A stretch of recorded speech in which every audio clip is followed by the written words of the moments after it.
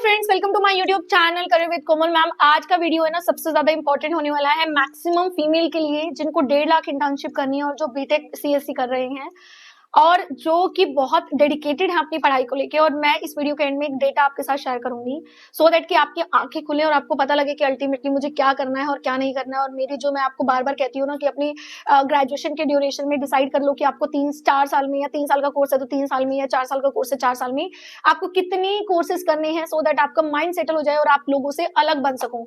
ये इंटर्नशिप की वीडियो देखने के बाद शायद आपको मेरी ये बात समझ आ जाए कि किस तरह के कैंडिडेट को ये लोग लेंगे और कितनी इंटर्नशिप 1.5 लाख स्टाइफन अमाउंट है, कम नहीं होता। सो अगर 1.5 लाख ये लोग दे रहे हैं तो आपको किस तरीके की डिमांड कर रहे होंगे उस चीज को भी आपको समझना जरूरी है।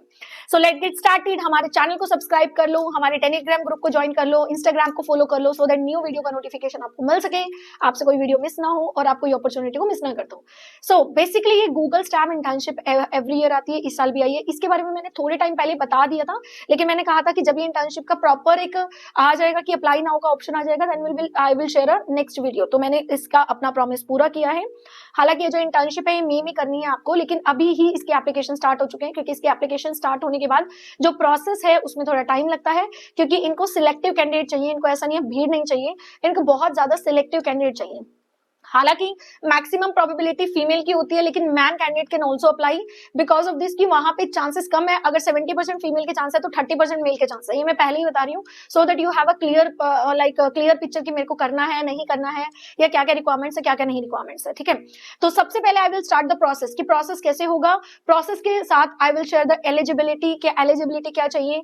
नो डाउट, नो 1% भी अपने अंदर डाउट नहीं रखना। अगर आपका IQ लेवल बहुत अच्छा है, आपकी लैंग्वेजेस पे कमांड है, आपको डेटा स्ट्रक्चर अच्छे से आता है, आपने एल्गोरिथम अच्छे से सीखा है, आपने अपने फ्यूचर पास्ट एक्सपीरियंस में कोई ना कोई वेबसाइट बनाई है, कोई ना कोई एप्लीकेशन बनाई है, कोई ना कोई गेमिंग कुछ भी बनाया है, then this is for you.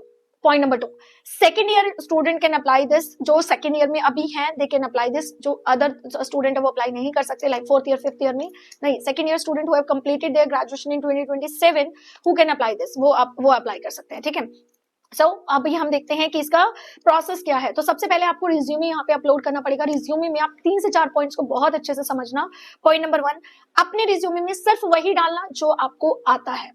बहुत सारे स्टूडेंट्स क्या करते हैं, अपना रिज्यूमे बनाते हैं किसी का कॉपी पेस्ट करके और वो फालतू की ऐसी चीजें डालते हैं जो कि उनको पता भी नहीं है, उनको आता भी नहीं है, उनको समझ भी नहीं आ रही है। अल्टीमेटली जब इंटरव्यूअर देखता है और वो जब पूछता है तो दे सेड हमने तो कॉपी पेस्ट किया था, and that will be negative impact, very much negative impact. क्योंकि जिसको अपना रिज्यूमे एक बार चेकआउट नहीं करना आता वो बच्चा कैसे एक गूगल की कंपनी में काम कर सकता है? नॉट मतलब पॉसिबल ही नहीं है। पॉइंट नंबर 2, जितने भी आपने प्रीवियसली प्रोजेक्ट्स किए हैं वो प्रोजेक्ट्स आप प्रॉपर डिफाइन कीजिए कि हाँ मैंने ये प्रोजेक्ट किए हैं और उन प्रोजेक्ट से मेरा ये एक्सपीरियंस रहा है, और जो आपकी एक्चुअलिटी है ना उसी को वहां मेंशन कीजिए। पॉइंट नंबर 3, जितने भी आपके अच्छे CGPA आ रहे हैं, अगर आपके अच्छे परसेंटेज है तो आप वहां लिखिए, अगर आपके अच्छे परसेंटेज नहीं है तो आप वहां मत मेंशन कीजिएगा। पॉइंट नंबर 4, आप वहां पे प्रॉब्लम सॉल्विंग स्किल्स कि आपने कभी आपकी लाइफ में ये प्रॉब्लम आई थी, then you solve the problem. Life की प्रॉब्लम वैसी वाली नहीं कि घर में मेरे ये प्रॉब्लम हो गई थी मैंने ऐसे सॉल्व की।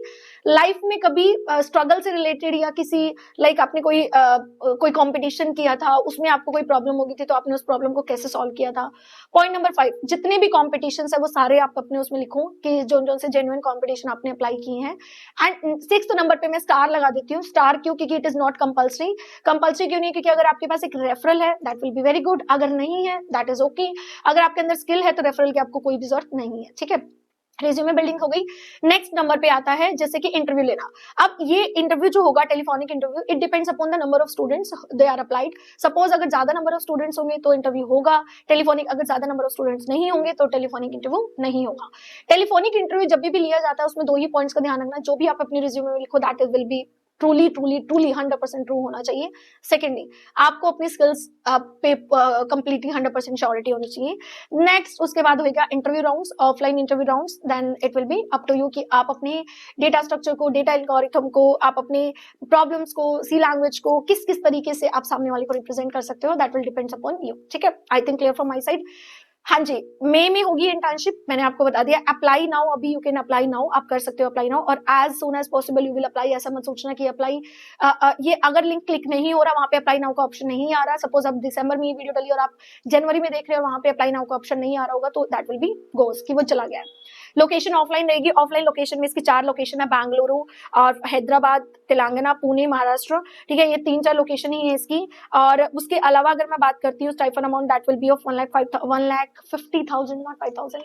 And the internship duration will be of 10 to 12 weeks, 10 से 12 हफ्ते की आपकी इंटर्नशिप रहेगी। दोस्त कैंडिडेट जिन्होंने बीटेक, मैंने आपको एलिजिबिलिटी पहले ही बता दी थी, अब भी बता देती हूँ और एक डेटा से आपको समझाने की कोशिश करती हूँ। हमारे इंडिया में 16 से 17 लाख बच्चे जो हैं आईटी जेईई के लिए प्रिपेयर कर रहे हैं इस साल के लिए। उसमें से जो बच्चे बीटेक करके निकल रहे हैं वो भी उतने ही निकल रहे हैं। उसमें से आई थिंक आप 10-20% कम कर दो तो 12-13 लाख बच्चे फिर भी निकल रहे हैं।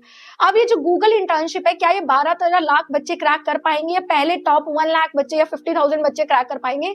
नीचे कमेंट सेक्शन में लिख के जरूर बताना। उसके पीछे का सबसे बड़ा रीजन पता है क्या है? उन्होंने अपने स्किल्स पे काम किया है। डिग्री 100% जरूरी है, करनी चाहिए, लेकिन उसके अलावा स्किल्स पे इन्वेस्टमेंट जरूर करनी चाहिए। अगर आपने एक लोकल कॉलेज से एडमिशन ले लिया लेकिन आप हर साल आपने डिफाइन किया कि मैं इतनी स्किल तो सीखूंगा ही सीखूंगा, then you will compete IT students, आप उसको भी कम्पीट कर सकते हो। लेकिन अगर आपने आईटी को कर लिया है लेकिन आपने स्किल्स पे कोई भी ध्यान नहीं दिया है, आपने कुछ भी नहीं किया है, कोई प्रोजेक्ट्स नहीं किए हैं, तो you will not get a good opportunity in like internship or jobs. So मेरी बात को हमेशा ध्यान रखना, आपको अपनी स्किल्स पे काम करना है। Thank you so much. एक अच्छी काउंसलिंग के लिए आप हमें गूगल फॉर्म फिल कर सकते हैं या व्हाट्सएप कर सकते हैं। Thank you so much.